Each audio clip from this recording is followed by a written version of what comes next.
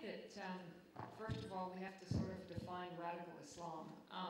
And I think it's very important to understand who we're talking about here.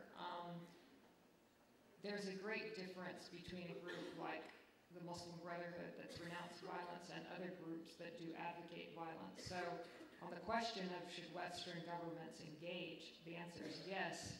However, in the case of the United States, for example, there is very little distinction between groups that are advocating violence and those that are not. For example, the Muslim Brotherhood is not an organization that the U.S. government believes it should engage, with whom the U.S. government believes that it should engage, and I think that that's a big mistake, because what is happening now in the United States is a bit different than what Dr. Tawfiq is explaining.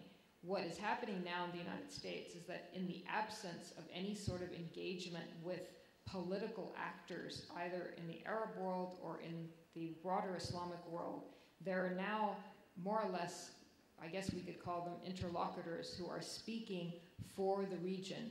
These are activists in the United States, activists in Europe, who basically are purporting to articulate the views of these groups in the absence of any sort of official engagement.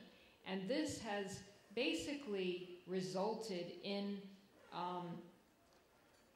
the idea that these groups are unimportant, that there is a great difference between all groups and so-called moderate Muslims, which is really not the case, because actually the millions of Muslims who adhere to the beliefs of the Muslim Brotherhood are moderate Muslims.